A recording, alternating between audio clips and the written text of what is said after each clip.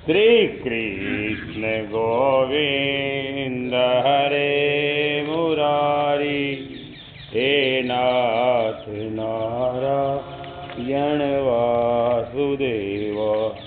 गोविंद गोविंद मुकुंद कृष्ण, गोविंद गोविंद रथांग पाणे, गोविंद गोविंद मुकुंद कृष्ण, गोविंद गोविंद रथ 28-5। श्री कृष्ण गोविंद हरे मुरारी, हे नाथ कठलो काल तो खाद्य यारो कौन कर दे नोदस श्री कृष्ण गोविंद हरे मुरारी, हे नाथ नारायण वासुदेव। श्री कृष्ण गोविंद हरे मुरारी, हे नाथ नारायण वासुदेव। श्री कृष्ण गोविंद हरे मुरारे, हे नाथ नारायण वासुदेव। श्री कृष्ण गोविंद हरे मुरारे, हे नाथ नारायण वासुदेव। गजाननं भूतगणाधिसेवितं, कपित्थजम्बूफलचारुभक्षणम्, उमासुतं शोकविनाशकारकं, नमामि विघ्नेश्वरपादपङ्कजं। मङ्गलं भगवान् विष्णु, मङ्गलं गरुडध्वज, मङ्गलं पुण्डरीकाक्षः, मङ्गलायतनो हरिः। हरि ओं द्यौः शान्तिरन्तरिक्षगं शान्तिः, पृथिवी शान्तिरापः शान्तिरोषधयः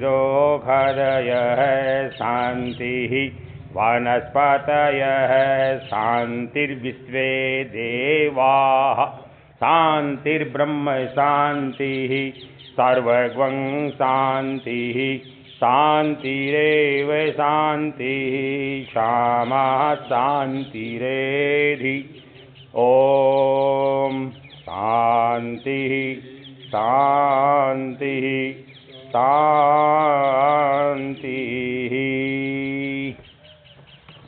हरि ओम तत्सत, हरि ओम तत्सत, हरि ओम तत्सत। वही सत्य है और सब असत्य है।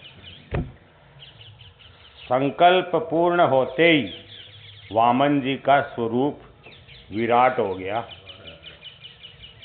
भगवान ने जगत को आवृत कर लिया। सभी स्थानों में उनका ही स्वरूप दिखने लगा।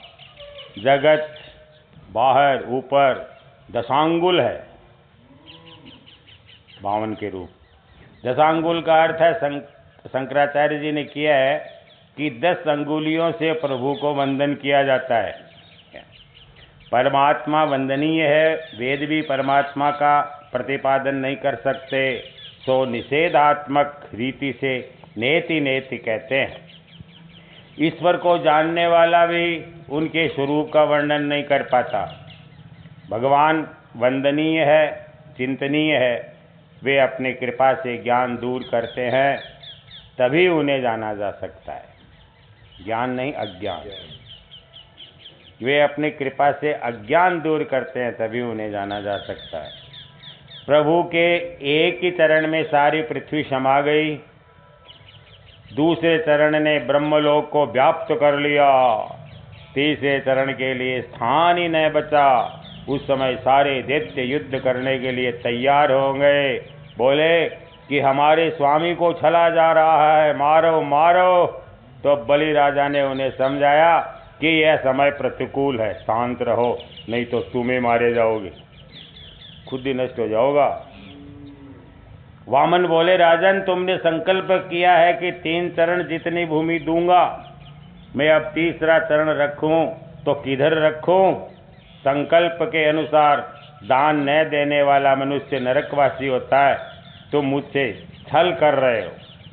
जरा सोचो तो इन प्रसंगों में कौन किसके साथ छल कर रहा है। डोगरे जी कह रहे भगवान दान लेने आए थे, तब 7 वर्ष के बटुक थे, किंतु दान का संकल्प हो जाने पर विराट बन गए। गणेश पुराण में बलि राजा ने भगवान से पूछा था कि वह निष्पाप है, फिर भी उसके साथ ऐसा छल क्यों किया गया? बलि राजा निष्काम था, तो भगवान ने उसके साथ युद्ध नहीं किया। ईश्वर निष्पाप है, वे किसी को भी नहीं मारते, मनुष्य का पाप ही उसे मारता है। आपने कपट किया, मुझे पाताल में उतार दिया, क्या ये योग्य है? आप ही निर्णय करें। वामन जी ने उत्तर दिया, तुम पूर्ण निष्पापी नहीं हो। यज्ञ के आरंभ में गणपति पूजा की आज्ञा की गई तो तुमने इनकार कर दिया था, मैं विष्णु की पूजा करूंगा। गणपति भी तो विष्णु है, किंतु तुम न माने, ये तुम्हारी भेद दृष्टि थी। जब तक अनन्य भक्ति सिद्ध नहीं हो पाई है, तब तक अन्य देवों में भी अपने इष्ट देव का अंश मानकर उन्हें वंदन करो और इष्ट देव से अनन्य भक्ति करो। तुमने शास्त्र की मर्यादा का उल्लंघन किया।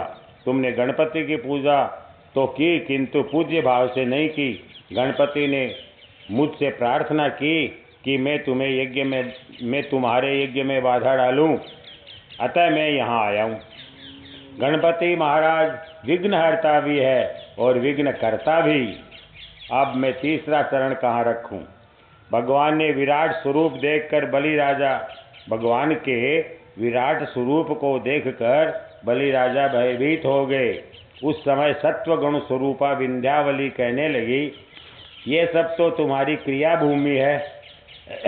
इस शरीर पर भी जब जीव का अधिकार नहीं है, तो संपत्ति और संतति पर तो कैसे हो सकता है? शरीर मिट्टी से ही बना हुआ है। जीव व्यर्थ ही ऐसा मान बैठा है कि शरीर संपत्ति आदि मेरी अपनी है। वास्तव में ऐसा नहीं है। बलि की पत्नी ने कहा, ये इतनी ज्ञानवती थी वो। गीता का आरंभ धर्म शब्द से किया गया है। गीता का प्रथम शब्द है धर्म क्षेत्रो। गीता की समाप्ति मम से की गई है। गीता का अंतिम शब्द है मम। इन 2 शब्दों के मध्य में समाई हुई है सारी गीता। मम का अर्थ है मेरा, मम धर्म, मेरा धर्म अर्थात सत्कर्म। मेरे हाथों से जो भी सत्कर्म हो पाए वही और उतना ही मेरा है। मात्र सत्कर्म ही तुम्हारा है, शरीर नहीं। जितना सत्कर्म जीव ने किया होगा उतना साथ जाएगा, जितना सत्कर्म करोगे उतना ही तुम्हारा होगा। धृतराष्ट्र ने कहा था, माम कहा, ये मेरे पुत्र हैं। इसी कारण से भगवान ने उनके पुत्रों को मारा था। धृतराष्ट्र ने कहा था, माम का पांडवा। अर्जुन ने भगवान से कहा था, शिष्यस्तेहम साधि माम त्वाम प्रपन्नम। मैं आपका हूँ और आपकी शरण में आया हूँ। तब भगवान को उसे अपनाना पड़ा और उसके रथ को भी चलाना पड़ा। जय श्री कृष्णा, जय श्री राम, जय श्री कृष्णा, जय श्री राम, जय श्री कृष्णा, जय श्री राम। अपनाना पड़ा ना, मनुष्य जानता नहीं। मैं आपका हूँ और आपकी शरण में आया हूँ। तब भगवान को उसे अपनाना पड़ा और उसके रथ को चलाना भी पड़ा। मनुष्य ये नहीं जानता कि उसका अपना क्या है और क्या नहीं है। फलतः वाद विवाद और संघर्ष होता रहता है। यदि वह यह समझ पाए कि वास्तव में उसका क्या है, तो सारे टंटे फसाद मिट जाएंगे। द्रव्य के सिवाय भी कोई अन्य सुख है या नहीं, और आत्मानंद जैसी भी कोई वस्तु है, यह मनुष्य जानता ही नहीं। अपने हाथों से किया हुआ सत्कर्म ही अपना है। ये जीव नहीं, प्रभु ही स्वामी है। जीव तो मात्र मुनीम इस शरीर पर जब जीव की सत्ता नहीं है तो और किसी वस्तु पर तो कैसे हो सकती है। यमराज की आज्ञा होते ही शरीर का त्याग करना पड़ता है। जगत के कानून वहाँ नहीं चल सकते। यह कभी मत भूलो कि तन और मन के स्वामी मात्र परमात्मा ही है। फिर भी जीव मेरा मेरा करता है। जो मेरा मेरा करता है उसे भगवान मारते हैं, जो तेरा तेरा करता है उसे भगवान तारते हैं। विंध्यावली ने कहा, हे प्रभु, यह तो आपकी ही लीला है, आपको कोई क्या दान देगा। मेरे पति ने अभिमानवश दान देना चाहा और दिया, आपको कोई कुछ नहीं दे सकता। सर्वस्व के स्वामी आप ही है। इसी कारण से वैष्णव संप्रदाय दान के बदले भेंट शब्द का प्रयोग करते हैं, दान शब्द का प्रयोग ही नहीं करते। वे ईश्वर का है, ने जो ईश्वर का है वही उन्हें समर्पित करना है। प्रभु, मेरे पति के कथन में गड़बड़ी हो गई। बलि में जो सूक्ष्म अभिमान अब तक रह गया था कि मैंने दान दिया, इस अभिमान को दूर करने हेतु विंध्यावली ने अपने पति से कहा, ठाकुर जी को प्रणाम कीजिए, भगवान को कौन क्या दे सकता है। उन्होंने जो दिया था वही उन्हें देना है। यह शरीर बच गया है जो मिट्टी का ही है। भगवान से कहिए कि अपना तीसरा चरण आपके मस्तक पर रख ले। मस्तक बुद्धि प्रधान है, उसमें काम का वास है। मस्तक पर भगवान का चरण आने पर उस बुद्धिगत काम का नाश हो जाता है। जो तन मन धन भगवान को अर्पित करता है उसी के मस्तक पर चरण रखने की कृपा भगवान करते हैं। परमात्मा का हाथ या चरण मस्तक पर आने से मस्तक अति सूक्ष्म काम का नाश हो जाता है। मस्तक स्थित सूक्ष्म काम का नाश हो जाता है। गोपियाँ भी तो कहती है, सिर सीधे ही न श्री कर ग्रहम। गोपियाँ गोप गीता में भगवान से कामना करती है कि उनके मस्तक पर उनका कर कमल फिरे। गोपी कौन है? गोपी है इंद्रिय भद्री रसम तिब्बती सा गोपी। प्रत्येक इंद्रिय से जो भगवत रस का पान करे वही गोपी है। प्रभु से प्रार्थना करो कि अपने चरण मेरे मस्तक पर रखिए। बलि राजा ने भगवान से कहा, पदम तृतीयम श्रीष्णी में निजम, मेरे मस्तक पर ही आप अपना तीसरा चरण रखिए। मस्तक में बुद्धि होती है और बुद्धि में सूक्ष्म रूप से काम समाया होता है। उसको नष्ट करने के हेतु ही अपने मस्तक पर चरण रखने की प्रार्थना बलि ने की। ऐसा होने पर सकाम बुद्धि नष्ट होती है। जीव और ईश्वर के मिलन में बाधक अवरोधक काम ही है।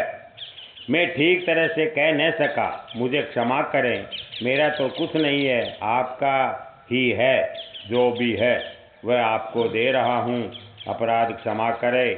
सचमुच ही आप हम असुरों के भी परोक्ष गुरु है, क्योंकि हमारे बड़प्पन की दीवार तोड़कर आपने हमारी आंखें खोल दी है। इतने में ही बलि राजा के पिता में प्रहलाद जी का वहाँ आगमन हुआ। वे भगवान से कहने लगे, आपने मेरे इस पौत्र को दिया हुआ इंद्र पद छीन लिया और लक्ष्मी विहीन भी कर दिया।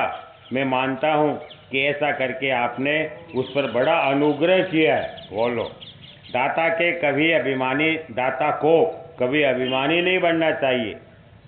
जो वंदन करता है वह प्रभु को भी बंधन में रख सकता है। शरीर का अर्पण अर्थात मेरापन, अहंकार, अभिमान का अर्पण है। यदि दाता दीन नहीं बनेगा तो उसका दान भी सफल नहीं होगा।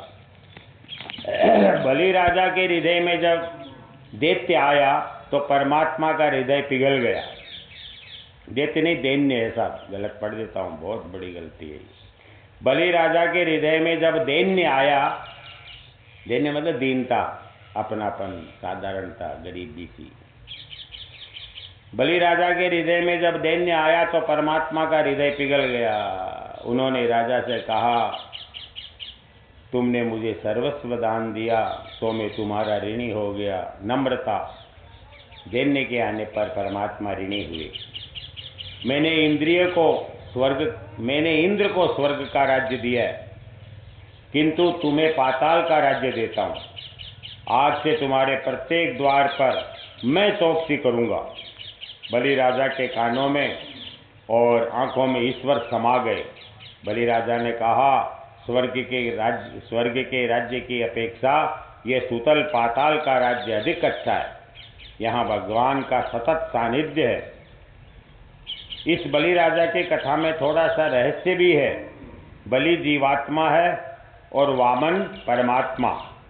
बलि राजा के गुरु शुक्राचार्य। इसका अर्थ है कि जो व्यक्ति शुक्र की सेवा, वीर्य और ब्रह्मचर्य की रक्षा करता है और जो संयमी है, उसे कोई मार नहीं सकता। बलि राजा को कोई मार नहीं सकता। कंस आदि को तो मारा था, किंतु वामन भगवान ने बलि को नहीं मारा। बलि निष्पाप है, शुक्राचार्य की सेवा करता है, सदाचारी है। भक्त शुक्र की सेवा करके जब बलि बनता है तभी भगवान आंगन में पधारते हैं। तुम बलि बनोगे तभी भगवान तुम्हारे भी आंगन में आएंगे। बलि बलवान है, बलवान ही भगवान के मार्ग पर चल सकता है, प्रगति कर सकता। किंतु बलवान कौन है? जो अंदरूनी शत्रुओं को, काम, क्रोध, मद, मोह, लोभ, मत्सर को मारता है, वही बलवान है। जीवात्मा बलि जब बलवान बनता है तो उसके द्वार पर भगवान आ खड़े हो जाते हैं। शारीरिक, बौद्धिक और ज्ञान बल की अपेक्षा प्रेम बल अधिक श्रेष्ठ है। प्रेम के सामने सभी अन्य बल गौण है। बलि वही है जो एक प्रभु के साथ ही प्रेम करता है। सभी बालकों की अपेक्षा प्रेम बल श्रेष्ठ होने के कारण तुम परमात्मा के साथ ही प्रेम करो। द्रव्य बल से प्रभु को जीता नहीं जा सकता, प्रेम बल से परमात्मा को जीता जा सकता है। यदि परमात्मा के साथ प्रेम करना है तो जगत के पदार्थों के प्रति प्रेम को छोड़ना होगा। परमात्मा के साथ तभी प्रेम हो सकता है कि जब जीव पदार्थों का प्रेम छोड़ता है। परमात्मा के साथ प्रेम करोगे और संयम बढ़ाओगे तभी तुम बलि बन पाओगे। तभी वामन बनकर तुम्हारे यहाँ भगवान आएंगे। भगवान को मांगते हुए संकोच हो रहा था, अतः वामन बनकर आए थे। मांगवाड़ो हमेशा सोचो रहे। जीव प्रेम भाव बढ़ाए तो भगवान बटुक बनकर, निर्बल से बनकर आंगन में आते हैं। कोई एक स्त्री कथा सुनने के लिए चली, मार्ग में उसका बालक रोने लगा। माता ने उसे कुछ खिलौने दिए, फिर भी वह रोता ही रहा। वह माता का आंचल खींचने लगा और कथा में जाने से रोकने लगा। बालक के प्रेम में माता दुर्बल हो गई, अतः वह स्त्री कथा में नहीं गई। वही बालक युवक बना, विवाहित भी हो गया और माता का प्रेम भी भूल गया। और माता का प्रेम भी समय के साथ साथ कुछ कम सा हो गया। अब युवक माता को कथा में जाने से रोकता तो माता नहीं मानती। वह कहती, अब तुम्हें मुझ पर वह प्रेम नहीं है। युवक जब बालक था तो उस पर माता का पूरा पूरा प्रेम था। तुम प्रेम बल बढ़ाओगे तो बलि बनोगे तो परमात्मा तुम्हारे आंगन में पधारेंगे। जो सदाचार पूर्ण और संयमित जीवन जीता है उसके घर ही भगवान भिक्षा मांगने आते हैं। परमात्मा जब द्वार पर पधारते हैं तो 3 वस्तुएं मांगते हैं। वे 3 कदम भर पृथ्वी मांगते हैं, अर्थात जो जीव मात्र से तन, मन और धन मांगते हैं। इन तीनों का भगवान को दान करना चाहिए। तन, मन, धन, ये 3 ही कदम है। तन से सेवा करने पर देहाभिमान नष्ट हो जाएगा। तन से सेवा करने से अहंकार घटता जाता है। धन से सेवा करने पर धन की माया, ममता, मोह नष्ट होने लगता है। मन से सेवा करने से श्रम नहीं होता। तन, मन, धन भगवान को देने पर ही रासलीला में स्थान मिलता है, जीवन और ब्रह्म का मिलन होता है। अतः इन तीनों से भगवान की सेवा करो। सभी वस्तुएं भगवान ही की है और उन्हीं को अर्पण करनी है, उन्हीं का दिया हुआ उन्हें देना है। तुदीयम वस्तु गोविंद तुभ्यमेव समर्पये। जो व्यक्ति बलि की भांति तन मन धन भगवान को अर्पित करता है, भगवान उसके द्वारपाल बनते हैं। ऐसे दाता के शरीर की प्रत्येक इंद्रिय के द्वार पर भगवान नारायण विराजते हैं, उसकी रक्षा भगवान करते हैं। ये इंद्रियां शरीर के द्वार है, इन सभी के द्वार पर राम का पहरा होगा तो काम अंदर नहीं जा सकेगा। जो व्यक्ति अपना तन मन धन परमात्मा को अर्पण कर देता है, उसके शरीर और इंद्रियों की वे रक्षा करते हैं। तन मन और धन से सेवा करने पर भगवान तुम्हारी प्रत्येक इंद्रियों की चौकसी करेंगे। ऐसे व्यक्ति के कानों में, आंखों में, हृदय में कन्हैया का वास होगा। तीन चरण पृथ्वी का एक और भी अर्थ है, सत्व रज और तम। इन तीनों गुणों को भगवान को अर्पण कर दो। शरीर से ईश्वर सेवा करने से तमोगुण घटता जाएगा। ईश्वर सेवा में धन का उपयोग करने से रजोगुण कम होगा। तन और धन दोनों मन नहीं दोगे, तन और धन दोगे, मन नहीं दोगे तो ईश्वर प्रसन्न नहीं होंगे। तन और धन से तो सेवा की जाए, किंतु मन से न की जाए तो प्रभु सेवा में आनंद नहीं आएगा। ईश्वर के साथ संबंध जोड़ना है। मनुष्य अपना सर्वस्व ईश्वर को नहीं देता है, कुछ अपने पास रख छोड़ता है, अतः प्रभु प्रसन्न नहीं होते। सत्व गुण के क्षय के हेतु मन भी ईश्वर को अर्पण करना है। मन को उनकी सेवा में लगाए रखना है। मन विषयों में और तन ठाकुर जी के पास होगा तो काम नहीं बनेगा। सेवा करते हुए आंखों में आंसू आए तो मान लेना कि ठाकुर जी ने कृपा की है। सेवा करने से थकावट दूर होती है। ईश्वर के साथ संबंध हो जाए तो थकावट दूर होती है। ज्ञानी व्यक्ति शरीर के साथ गलत, ज्ञानी व्यक्ति ईश्वर के साथ शरीर से नहीं मन से संबंध जोड़ता है। समर्पण कर्ता को अपने आप को भी समर्पण करना चाहिए। दान देने के बाद बलि राजा ने भगवान को नमन नहीं किया तो वे अप्रसन्न रहे। बलि के मन में सूक्ष्म अभिमान था कि मैंने बहुत कुछ दिया। अर्पण करके भी उसके मन में दीनता नम्रता नहीं आई। सब कुछ विधि पूर्वक करके भी सब कुछ विधि पूर्वक करके भी मानो कि मैंने कुछ भी नहीं किया, ऐसे सोचना चाहिए। भगवान से कहो मंत्रहीनम क्रियाहीनम भक्तिहीनम जनार्दन। मैं भक्ति रहित, क्रिया रहित, मंत्र रहित हूँ। मेरी कुछ भूल हो तो क्षमा करना और मेरे कर्मों को परिपूर्ण मान लेना। सत्कर्म करने के बाद यदि दैन्य न आए तो सत्कर्म फलता नहीं है। कर्म नहीं किंतु मैंने सत्कर्म किया है, ऐसा अहंकार बाधक है। कभी न सोचे कि मैंने बहुत बढ़िया कथा कही, मैं बहुत अच्छा पढ़ता हूँ, मैं बहुत अच्छा हूँ। देखो, कर्म नहीं किंतु मैंने सत्कर्म किया है, ऐसा अहंकार बाधक है। मतलब बहुत अंदर कुछ नहीं होना चाहिए। मैं कुछ करता हूँ, मैं ज्ञानी हूँ, ऐसा अहंकार होने पर प्रभु उपेक्षा करते हैं।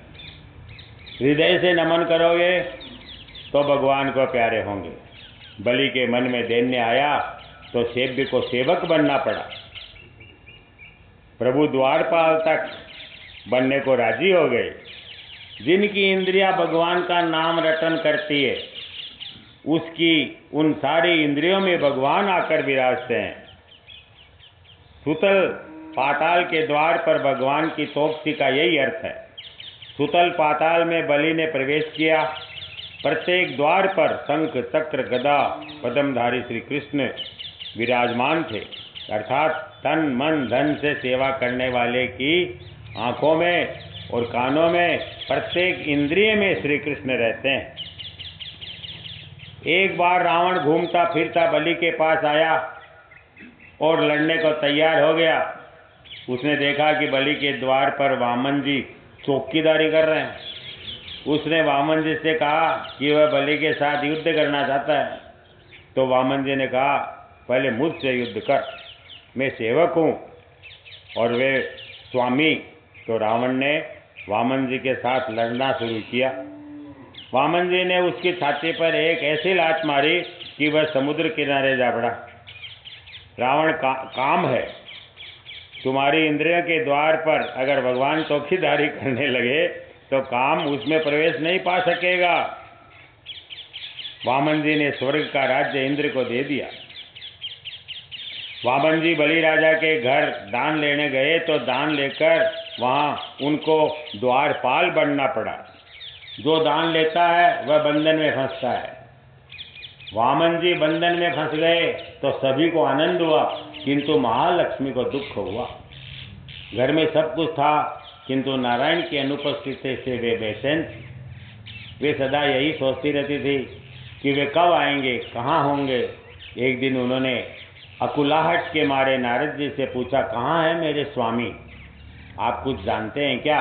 तो नारद जी ने उत्तर दिया, सुना है कि नारायण सुतल पाताल में बलि राजा के घर द्वार की चौकीदारी कर रहे हैं। बलि के पास दान लेने गए थे तो बंधन में पड़ गए, सर्वस्व का दान लेकर ऋणी हो गए। लक्ष्मी जी सुतल पाताल में आई। घर में ठाकुर जी को प्रसन्नता से स्थापित करोगे तो लक्ष्मी जी भी उसके पीछे पीछे बिना आमंत्रण के भी आ जाएगी। जहाँ भगवान होते हैं वहाँ लक्ष्मी जी आ ही जाती। ये कोई आश्चर्य तो नहीं है कि जिस घर पर नारायण द्वारपाल हो, विराजमान हो, वहाँ लक्ष्मी जी भी आमंत्रण के बिना ही आ जाए, कोई आश्चर्य नहीं है। तो लक्ष्मी जी के नहीं, भगवान ही के पीछे लग जाओ। नारायण की आराधना करोगे तो लक्ष्मी जी अपने आप आए। लक्ष्मी जी ने ब्राह्मण पत्नी का रूप धारण किया। उन्होंने बलि राजा से कहा, मैं तुम्हारी धर्म बहन हूँ। जगत में न तो मेरा कोई भाई है और न तुम्हारी कोई बहन। आज से मैं तुम्हारी धर्म भगिनी और तुम मेरे धर्म भ्राता। बलि को आनंद हुआ, उसने लक्ष्मी का वंदन किया। उसे दुख था कि आज तक उसकी कोई बहन ही न थी। लक्ष्मी जी के आगमन के साथ सभी को आनंद हुआ कि स्वयं लक्ष्मी माता को कोई आनंद नहीं था। सबको आनंद था, परंतु आने वाली लक्ष्मी माता को आनंद नहीं था। उन्हें दुख था कि उनके स्वामी हाथ में लाठी पकड़ कर एक सामान्य चौकीदार की भांति पहरा दे रहे हैं। श्रावण मास आया। लक्ष्मी ने राखी के दिन, पूर्णिमा के दिन बलि राजा से कहा कि मैं तुम्हें राखी बांधूंगी। बलि राजा ने राखी बंधवाकर वंदन करते हुए लक्ष्मी जी से कहा कि बहन, आज मुझे कुछ देना चाहिए, जो जी में आए मांग लो, जरा भी संकोच न रखना। लक्ष्मी जी बोली, मांगते हुए संकोच हो रहा है बलि राजा, आज वही मांग लो जो तुम्हारे घर न हो। लक्ष्मी जी बोली, वैसे तो मेरे घर में सब कुछ है, किंतु एक वह नहीं है कि जिसके बिना मैं बेचैन हूँ। मुझे और कुछ नहीं चाहिए, अपने इस द्वारपाल को ही मुझे दे दो, तुम उन्हें मुक्त कर दो। बलि राजा बोला, क्यों, क्या ये तुम्हारा कोई रिश्तेदार है क्या? लक्ष्मी जी बोली, ये तो मेरे नारायण है, मेरे सर्वस्व है। और नारायण चतुर्भुज स्वरूप में वहाँ इतना लक्ष्मी जी का वचन सुनते ही प्रकट हो गए। सुखदेव जी वर्णन करते हैं कि राजन, माता महालक्ष्मी भगवान नारायण के साथ श्रावण शुक्ल पूर्णिमा के दिन वैकुंठ धाम से सिधारी। इसी की स्मृति में रामानुजाचार्य पंथ के मंदिरों में इस दिन पाठोत्सव मनाने की प्रणाली चली आई है। और इस प्रकार लक्ष्मी जी ने दान से बद्ध नारायण को मुक्त किया। ये न बद्धो बलि राजा का रहस्य। अतः भगवान कहते हैं, ब्रह्मन् यमनुगृह्णामि तद्विशो विदुनोम्यहम् यन्मद पुरुष स्तब्धो लोकम माम चावमन्यते। ब्रह्मा जी, मैं जिस पर कृपा करता हूँ उसका धन छीन लेता हूँ, क्योंकि धन से व्यक्ति अभिमानी बनता है तथा मेरा और अन्य लोगों का अपमान करने लग जाता है। इसी कारण से तो प्रहलाद जी ने भगवान से कहा था, मेरे पौत्र बलि को आपने इंद्रपद तथा स्वर्ग का जो राज्य दिया था वह छीनकर लक्ष्मी भ्रष्ट किया, वह उस पर बलि राजा पर कृपा करने के हेतु ही किया आपने। इस परम पवित्र वामन की चरित्र कथा समयानुसार यथामति कह सुनाई। पितृतिथि के दिनों में इसका पाठ करने से पितरों को सद्गति प्राप्त होती है। अब शरणागति की कथा प्रारंभ होती है। रासलीला में जाना है। यदि मन पर वासना का आवरण है तो श्री कृष्ण से मिलन नहीं होगा। वासना के नाश के लिए भी उपाय बताए गए हैं। महाप्रभु ने कहा है कि मैं भगवान की शरण में हूँ। ऐसा जिसे सतत स्मरण रहे वही सिद्ध पुरुष है। सुखदेव जी वर्णन करते हैं कि राजन, कूर्म या मत्स्य के गुण दोष परमात्मा में नहीं आते। कूर्म मतलब कछुआ, मत्स्य मतलब मछली का गुण दोष परमात्मा में नहीं आते। परमात्मा कूर्म बने या मत्स्य, किंतु वे तो सदा परमात्मा ही बने रहते हैं। जीव जब पशु का अवतार लेता है तो उस पशु विशेष के गुण धर्म उसमें आ जाते हैं। महाराज सत्यव्रत मनु एक समय कृतमाला नदी के किनारे तपस्या कर रहे थे। एक नदी त्रिवेंद्रम की ओर है, वहाँ उन्होंने कई वर्ष तक तपस्या की। एक बार वे नदी में जल तर्पण कर रहे थे। ऋषि तर्पण से बुद्धि शुद्ध होती है। भारत धर्म प्रधान देश है। ऋषियों का स्मरण करने से दिव्य संस्कार हमारे हृदय में अवतीर्ण होते हैं। आज तो शिक्षा में धर्म का कोई स्थान ही नहीं है। जल तर्पण करते हुए महाराज मनु के हाथों में एक मत्स्य आया। मनु ने उसे जल में छोड़ दिया। मत्स्य ने कहा, मैं आपके हाथों में अर्थात आपकी शरण में आया हूँ। नदी के अन्य बड़े बड़े मत्स्य मुझे खा जाएंगे, अतः आप मेरी रक्षा करें। तब राजा ने उसे कमंडल में रख लिया। मत्स्य ज्यों ज्यों बड़ा होता गया त्यों त्यों उसके लिए दिनों दिन विशाल स्थान की आवश्यकता पड़ने लगी। दिनों दिन वह विशाल रूप धारण करता गया। सत्यव्रत को आश्चर्य होने लगा। उन्होंने सोचा कि अवश्य यह कोई असाधारण मत्स्य है। वस्तुतः वृत्ति ही वह मत्स्य है। वृत्ति विशाल बने, किंतु जब तक वह ब्रह्माकार न हो जाए तब तक शांति नहीं। मेरापन, अहम एक ही स्थान में नहीं रह सकता, नहीं समा सकता। मैं सर्व में हूँ और मुझ में सर्व है। मन के आवरण को तोड़ने के लिए ब्रह्माकार वृत्ति आवश्यक है। इस जीव के हृदय में ईश्वर रहते हैं, फिर भी जीव की पीड़ा या मृत्यु ईश्वर को व्यथित नहीं कर सकती। भगवान का इससे कोई संबंध नहीं है, पीड़ा से और सुख से। दीपक के प्रकाश में चाहे कोई भागवत पाठ करे चाहे चोरी करे, दीपक के मन में न तो किसी के प्रति सुभाव होगा न तो कुभाव। दीपक का धर्म तो एक ही है, प्रकाशित होना, प्रकाश देना। प्रकाश का किसी के कर्म के साथ कोई संबंध नहीं है। ईश्वर सर्वभूतानां हृदय से अर्जुन तिष्ठति। परमात्मा सभी के हृदय में बसकर दीपक की भांति प्रकाश देते हैं। जीव पाप करे या पुण्य, किंतु साक्षीभूत परमात्मा पर इसका कोई प्रभाव नहीं पड़ता। ईश्वर न तो निष्ठुर है और न दयालु। ईश्वर का अपना कोई धर्म नहीं है। ईश्वर आनंद रूप है, सर्वव्यापी है। इस स्वरूप में हमें कोई विशेष हानि या लाभ नहीं है। परमात्मा बुद्धि से परे है। ईश्वर ही बुद्धि को प्रकाशित करते हैं। ईश्वर को प्रकाश देने वाला कोई नहीं है। ईश्वर तो स्वयं प्रकाशी है। ईश्वर के सिवाय अन्य सभी पर प्रकाशी है। ईश्वर का दीपक सा यह स्वरूप हमें प्रकाश देता है अंदर। इस स्वरूप का अनुभव करने के लिए ज्ञानी पुरुष ब्रह्माकार वृत्ति धारण करते हैं। जब मन ईश्वर का सतत चिंतन करे, वृत्ति जब कृष्णाकार ब्रह्माकार बन जाए, तभी शांति मिलती है। ईश्वर को छोड़कर मनोवृत्ति को जहाँ भी रखोगे वह स्थान उसे समा नहीं पाएगा। ईश्वर को छोड़कर सभी कुछ अल्प है। अतः अन्य किसी भी वृत्ति प्रवृत्ति में मनोवृत्ति को शांति नहीं मिलेगी। वृत्ति कृष्णाकार ब्रह्माकार बनेगी, भगवत स्वरूप बनेगी, तभी आनंद की प्राप्ति होगी। लकड़ी में जो अग्नि समाई है उसका उपयोग कैसे किया जाए ये जानना चाहिए। लकड़ी पर बाहर से अग्नि जलाओगे तो वह जलेगी। स्वयं प्रकाशी परमात्मा सभी हृदय में रहते हुए प्रकाश ही देते हैं और कुछ नहीं करते। प्रभु के सगुण स्वरूप को हृदय में बसाकर उसी में वृत्ति को तदाकार करोगे तभी शांति मिलेगी। मन को ही मत्स्य की उपमा दी गई है। अच्छा, मन ही है ये मत्स्य। मत्स्य नारायण ने कहा कि राजन मेरे कल्याण करने के हेतु ही आया हूँ। राजन मैं तेरे कल्याण करने के हेतु ही आया हूँ। आज से 7वें दिन प्रलय होगा और सर्वनाश हो जाएगा।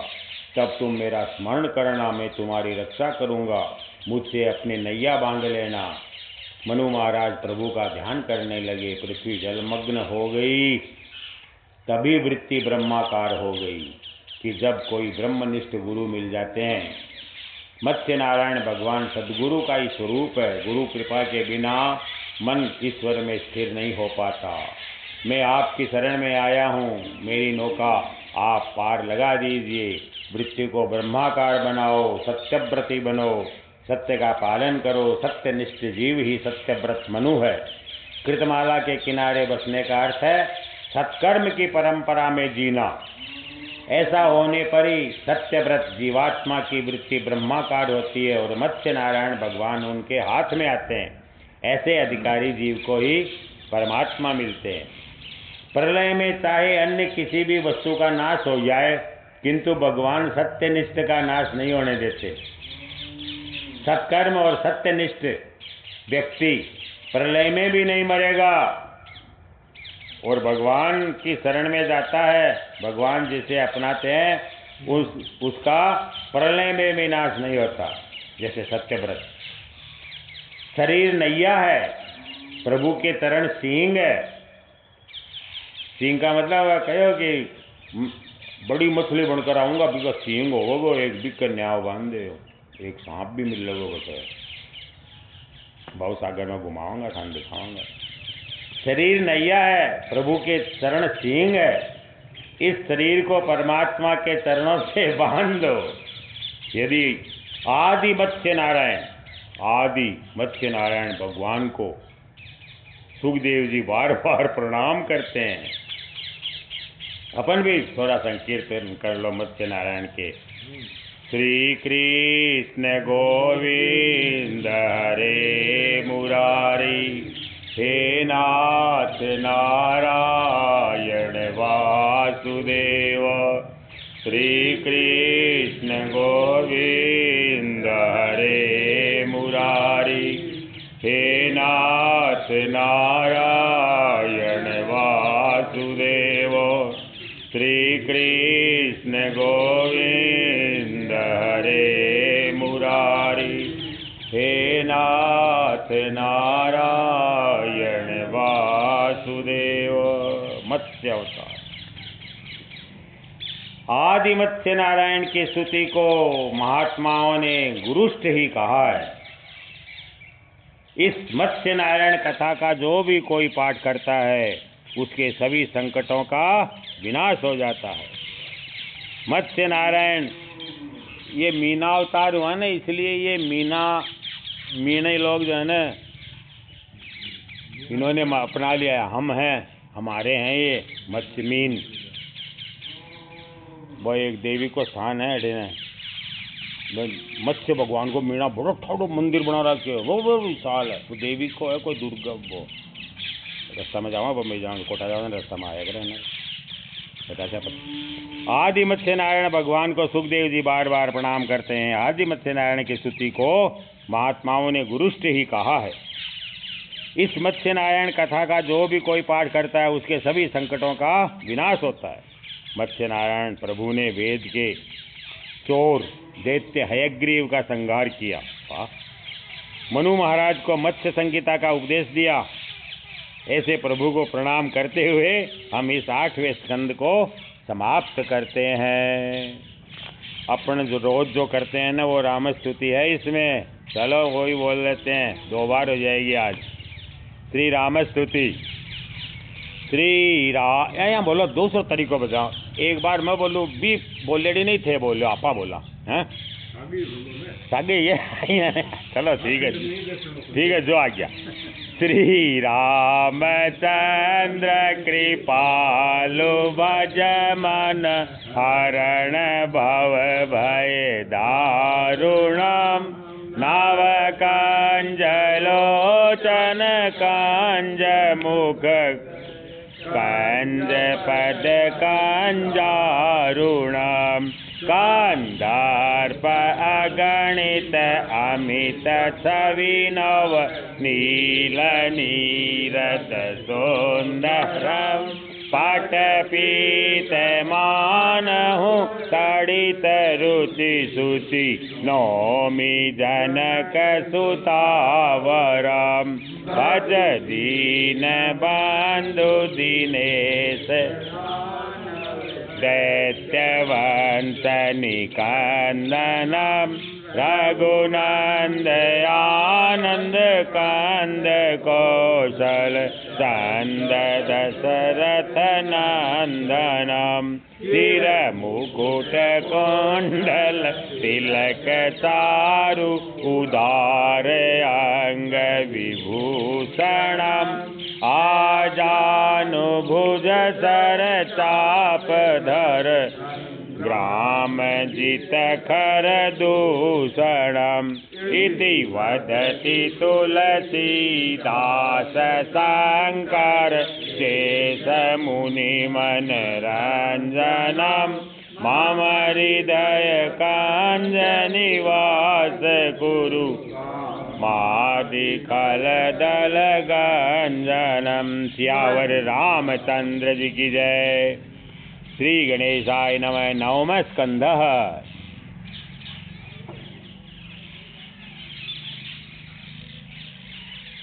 मंगलाचरण को ये भागवत को मंगलाचरण है। जन्मात् यस्य यतोऽन्वयादितरतः सार्थे स्वभिज्ञस्वराट् तेने ब्रह्मरिधाय आदिकवये मुह्यन्ति यत्सूरयः तेजो वारिमृदां यथा विनिमयो यत्र त्रिसर्गो मृषा धाम्ना स्वेन सदा निरस्तकुहकं सत्यम परम धीमहि। जिसके अवतार से सारा संसार जगमग हो जाता है, उस सत्य को मैं प्रणाम करता हूँ। श्री कृष्णं वंदे जगद्गुरुम। जगद्गुरु श्री शंकराचार्याय नमः। प्रथम स्कंद अधिकार लीला से संबंधित था। शिष्य का अधिकार बताया गया। जिसका अधिकार सिद्ध होता है उसे संत मिलते हैं। मृत्यु सिर पर सवार होने वाली है, ऐसा सुनने पर राजा परीक्षित के विलासी जीवन का अंत आया और वह सुधर गया। विलासी जीवन का अंत और भक्ति सिद्धि हो जाए तभी जीव अधिकारी बनता है। वैराग्य धारण करके जो बाहर निकल पड़ता है वह संत बनता है और उसे अपने आप सद्गुरु आ मिलते हैं। संत के घर ही संत पधारते हैं। तुम संत बनोगे तो तुमसे भी संत आ मिलेंगे। द्वितीय स्कंद में ज्ञान लीला आई है।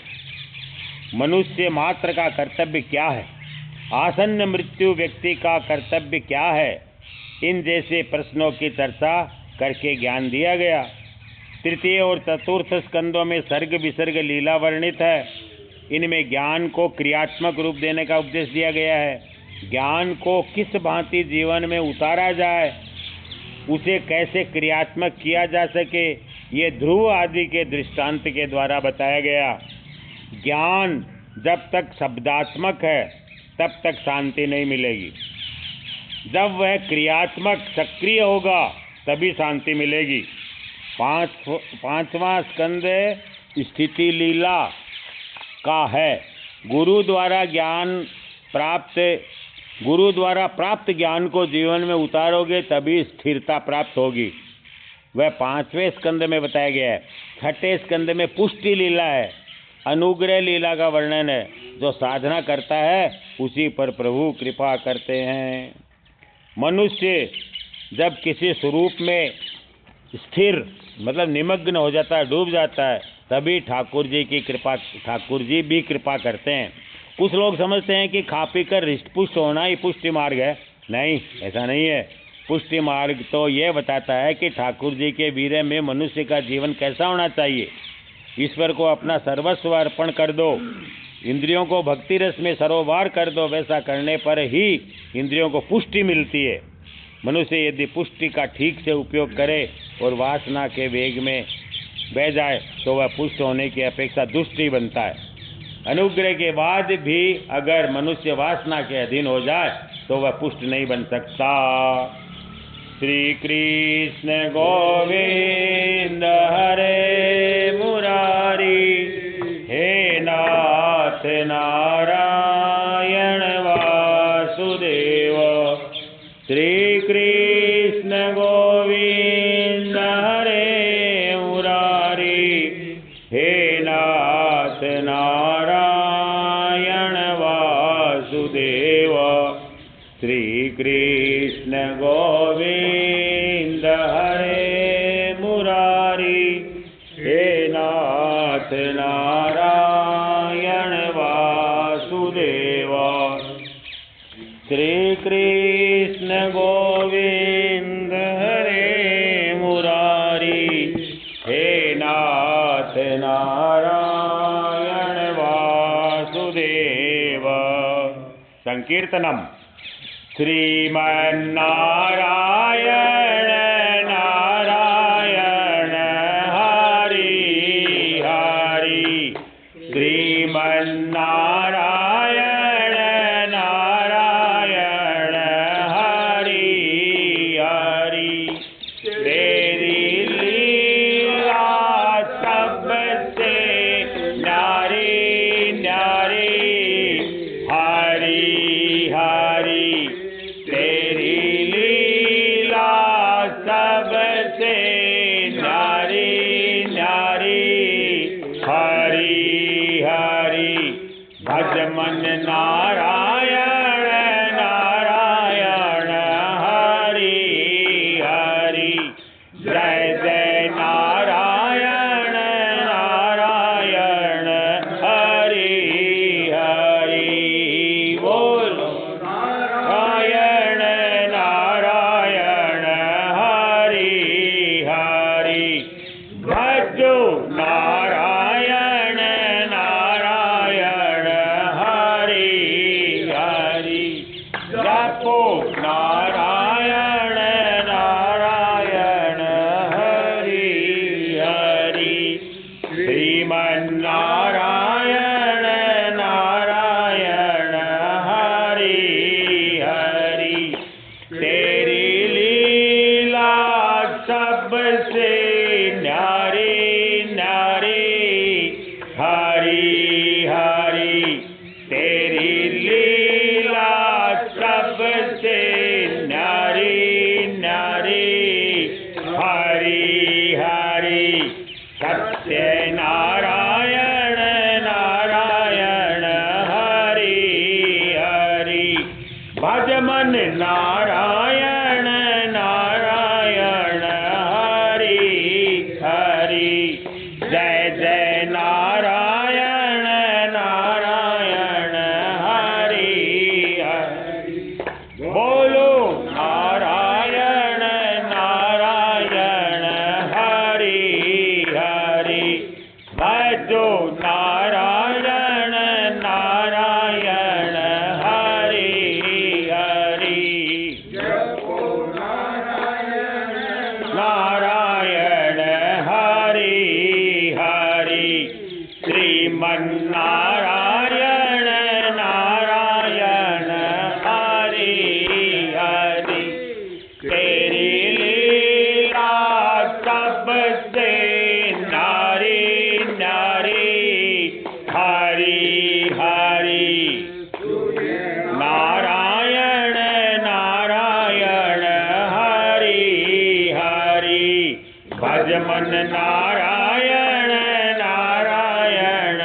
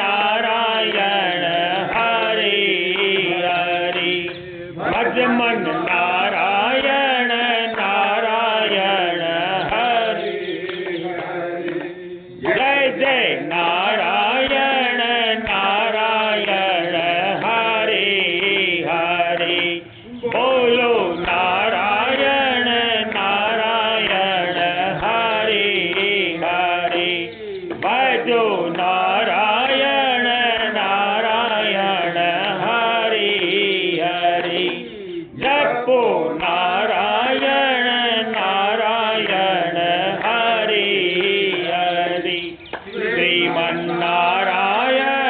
नारायण हरि हरि, तेरी लीला सबसे न्यारी न्यारी हरि हरि, लक्ष्मी नारायण नारायण हरि हरि, भज मन नारायण नारायण हरि हरि, जय जय नारायण नारायण हरि हरि, बोलो नारायण नारायण हरि हरि, भजो नारायण नारायण हरि हरि, जपो नारायण नारायण हरि हरि,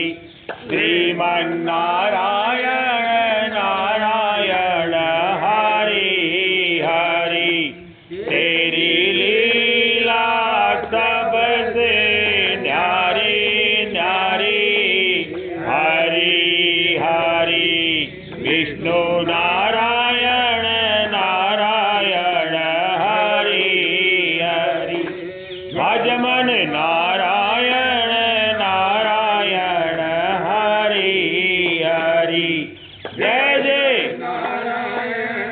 नारायण हरि हरि, बोलो नारायण नारायण हरि हरि, भजो नारायण नारायण हरि हरि, जपो नारायण नारायण हरि हरि, श्रीमन्नारायण नारायण हरि हरि, तेरी लीला सबसे न्यारी न्यारी हरि हरि, राम नारायण नारायण हरि हरि, भज मन नारायण नारायण हरि हरि, जय जय नारायण नारायण हरि हरि, बोलो नारायण नारायण हरि हरि, भजो नारायण नारायण हरि हरि, जपो नारायण नारायण हरि हरि, श्रीमन्नारायण नारायण हरि हरि, तेरी लीला सबसे न्यारी न्यारी हरि हरि, राम नारायण नारायण हरि हरि, नारायण नारायण हरि हरि, जय जय नारायण नारायण क्यों हरि, तेरी लीला सबसे हरि हरि हरि, बोल हरि बोल। वान की जय। अच्छा जी, श्री राम जय जय राम, राम स्तुति।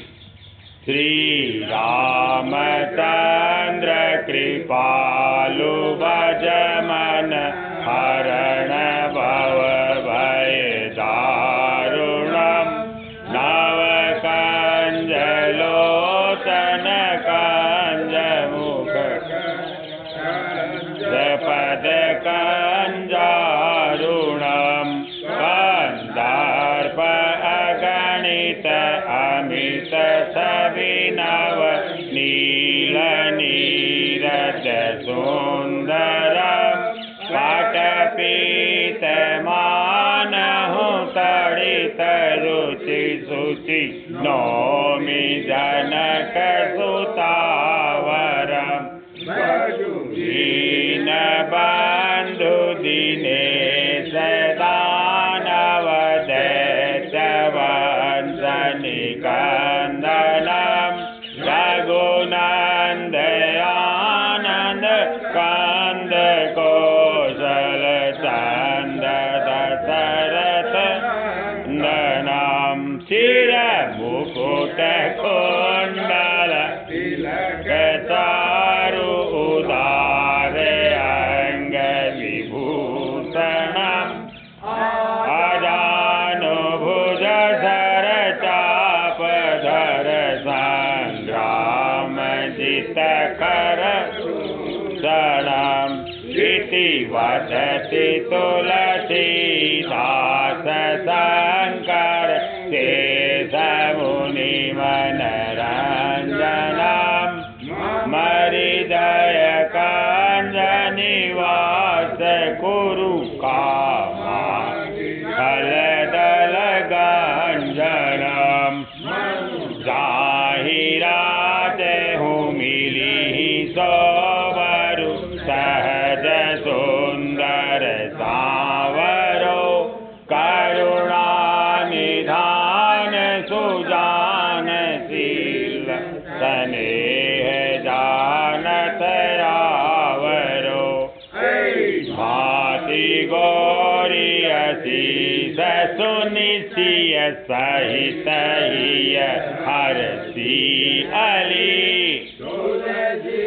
भवानी पूजी पुनि पुनि हित मन मंदिर चले रानी गौरी अनुकूल यही हर सुन जाई कही मंजुल मंगल मूल वाम अंग फरकन लगे सियावर रामचंद्र जी की जय। श्री रामावतार भय प्रगट कृपाला दीन दयाला ओ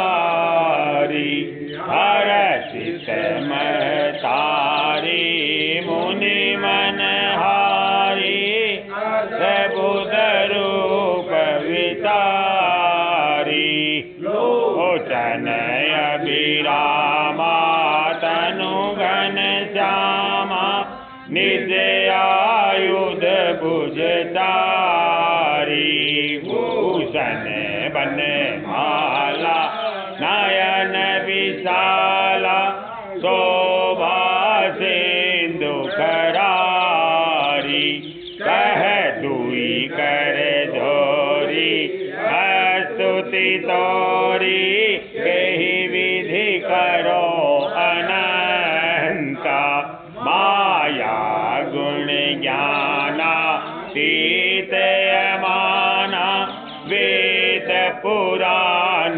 बनंता करुणा सुख सागर सब गुण आगर यही गावहि श्रुति संता हित लागी जन अनुरागी कट श्री कांता मांडनिकाया निर्मित माया रोम रोम प्रतिवेद कहे मम उर शोभासी उप सुनत धीर मति स्थिर न रहे उपजा जप ज्ञाना प्रभु मुस्काना चरित बहुत विधि कीन चहे कथा सुहाई मातु बुझाई जहि प्रकार सुत प्रेम लय माता पुनि सोमति डोली तजहु तात यह रूपा कीजे सुलीला अति प्रिय शीला सुख परम अनूपा सुजाना रोदन ठाना होई बालक सुर भूपा यह चरित जो गावे हरिपद पावहि तेन परहि भवकूपा। बोलिए राजा रामचंद्र भगवान की जय। हरि ओम तत्सत। श्री रामार्पणमस्तु।